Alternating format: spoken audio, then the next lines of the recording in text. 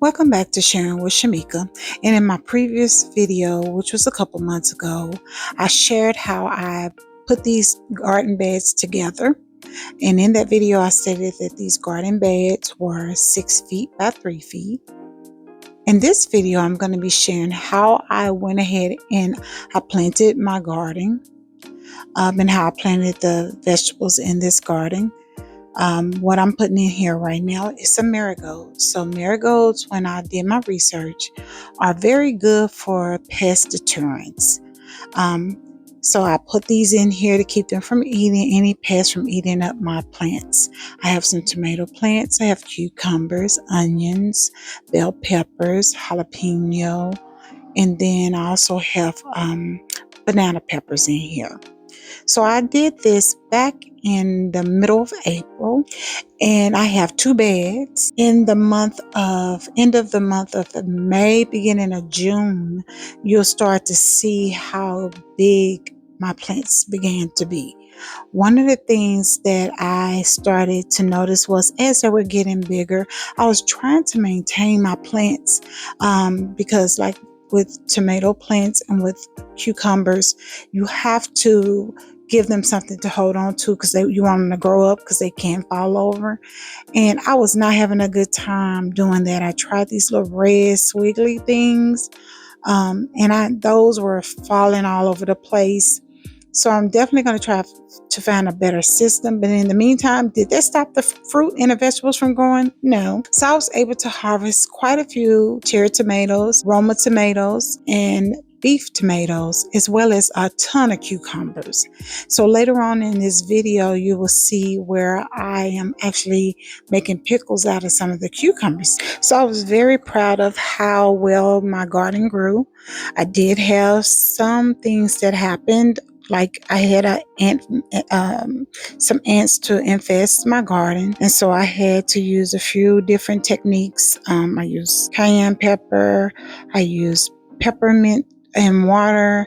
I used several different things, and then I was able to buy this spray, which I will have to look the name of that up because I ran out of it.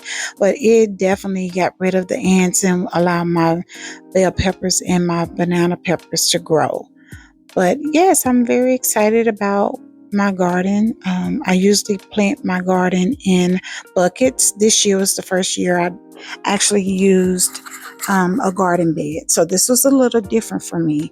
I was able to better isolate my plants and not worry about my cucumber plants growing into my tomato plants when they were in a pot because they were separate. But being in a bed, I'm definitely going to have to put a trellis up and then encourage them to go up the trellis. But here's some of the fruit that I was able to get, or vegetables I was able to get from my garden. I was able to get some cucumbers, some cherry tomatoes on this particular day. And then on another day, I was able to get even more cucumbers. And so here you'll see me just slicing these cucumbers up so I can make pickles. And my pickles turned out so awesome. I was so excited about them, and I was even sharing them with friends. I had family over for the 4th of July, and we ate the pickles with our food, as well as family and friends taking some home.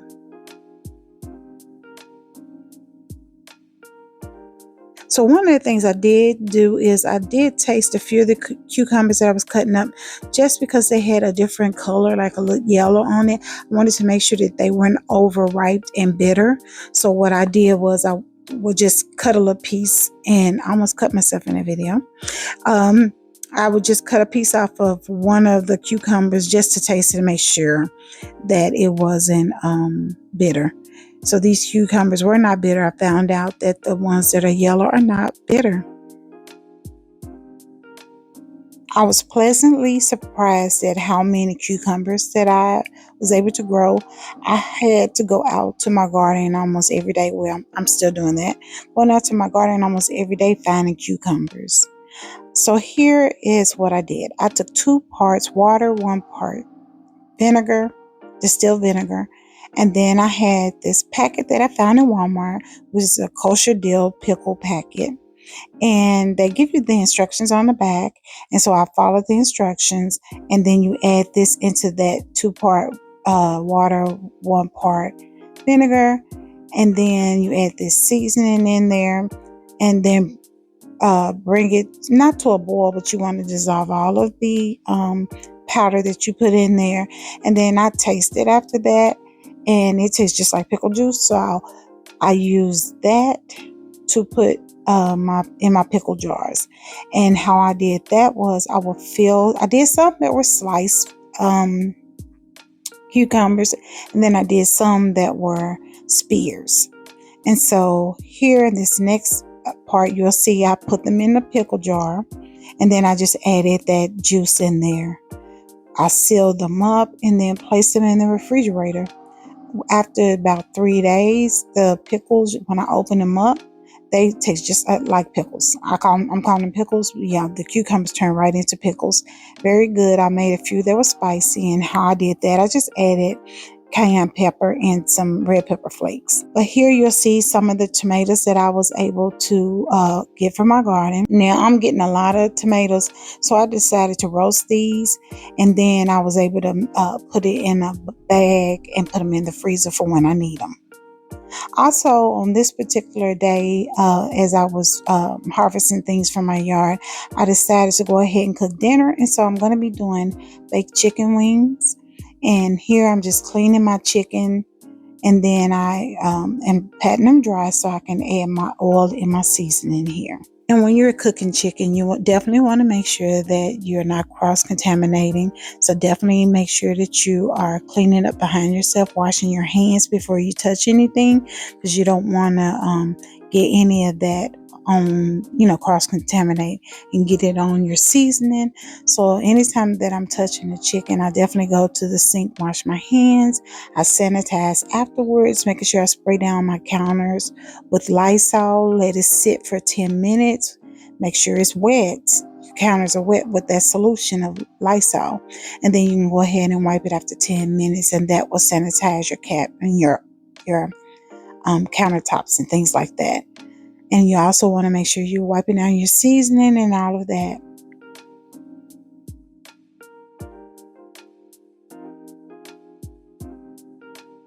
But here I'm adding in some olive oil. And once I get the olive oil on, I'm just going to make sure I'm going to rub it into the chicken, make sure it's spread all around. The reason why I'm using olive oil is going to help me when I'm adding my seasoning to adhere to that chicken.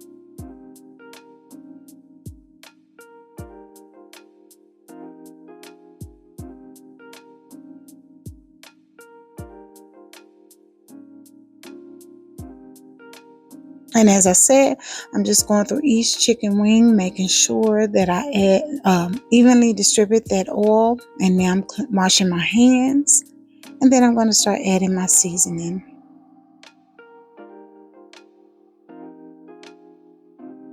And I'm going to start out with some sazon. And I use sazon for color so your chicken doesn't look like pale. I use this about a packet in a half a packet or a full packet, because I think one packet was halfway used. So I'm going to add that on, and then I'm going to start using my garlic powder.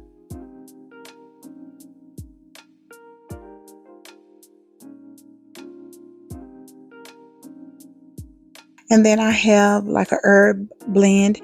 All of this is salt free, because I want to control how much salt I put on my chicken. I definitely pay attention to the things that I'm putting on it, so that I'm using lemon pepper. Lemon pepper has a little salt in it, so I'm very cautious of how much I put in there.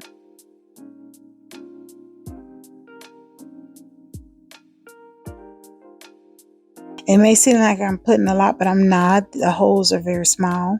I'm going to add some onion powder.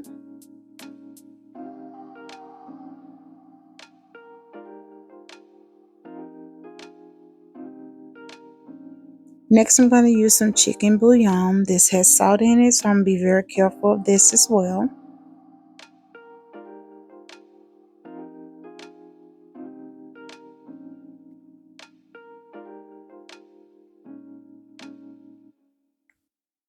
Next, I'm going to use this Weber's Kickin' Chicken. This does have salt in it, so I'm definitely watching how much I put on this.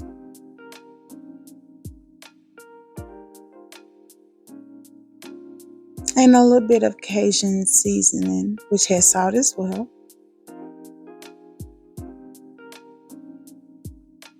And then I'm going to flip that chicken over and do the same thing on the other side.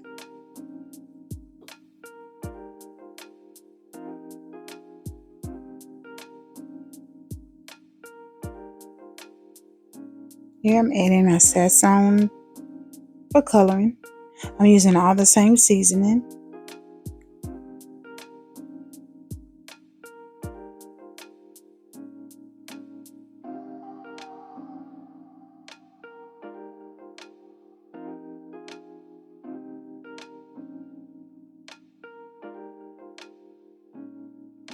Now with all the seasoning that I did use, this was not salty at all.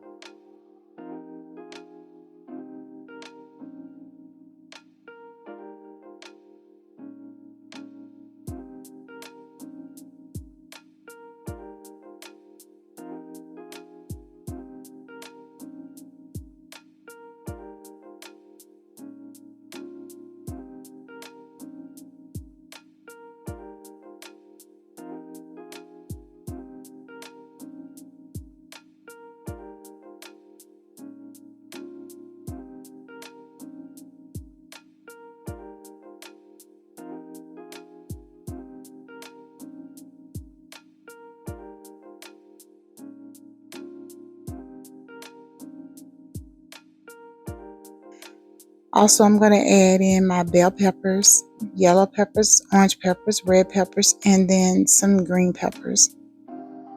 And I use these for aromatics. This actually helps your chicken taste good. I'm going to also put some onions in here. I'm going to use yellow onions as well as red onions. And if you watch my previous videos, you guys know that I buy a ton of peppers and onions and I slice them and I dice them, put them in freezer bags so that I can use them as I cook.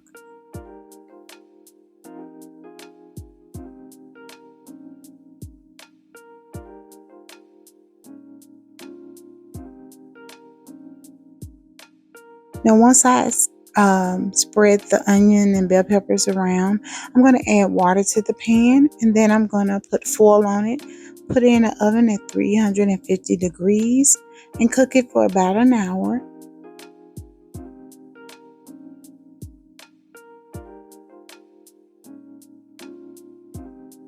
So this is the chicken after an hour. I'm going to take the foil off. I'm going to remove some of this chicken broth that was made as it was baking. Now this chicken is fully cooked, but I like my chicken to be crispy. So I'm going to turn my oven up a little bit and put that back in the oven. But here I just wanted you guys to get a good look at the chicken. Hold it down there. And here is that chicken broth. I'm just going to spread some over top of the chicken. And I'm also going to set some of this broth to the side because I'm cooking baked beans as well. I mean, not baked beans, green beans. And I'm going to use some of this chicken broth from my green beans. I must want some baked beans. But for my green beans, I'm going to use some of this chicken broth. So I'm going to reserve some and put it to the side. Green beans I'm cooking today.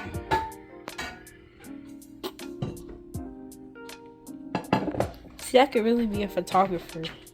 I could really be a photographer. Okay. Now I'm not going to use too much of this chicken broth.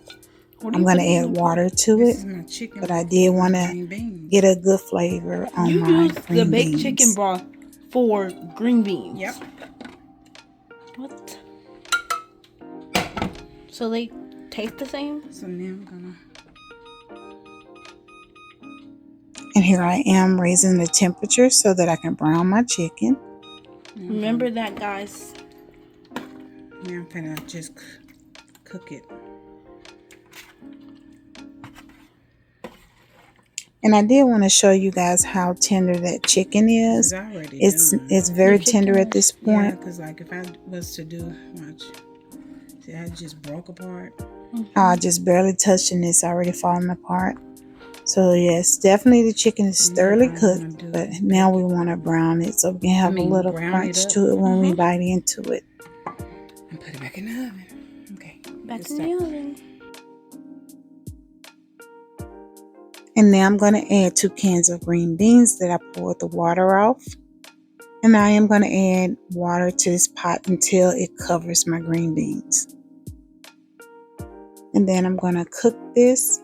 But before I do that, I'm going to add a little pepper, and I need some onions in these green beans. So I'm going to add some frozen onions and add to that. And if you see my hands moving around, I am showing my granddaughter how to cook this chicken and the green beans for dinner. Train her up in the way that they should go, and when they grow old, they want to depart. So definitely letting her know that she needs to be able to cook for her family. So here's the chicken after it's baked in the oven. As you can see, it started to get dark and has a little crispiness to it. And here are the green beans. They've been going for about 40 minutes now. And here is the chicken all done.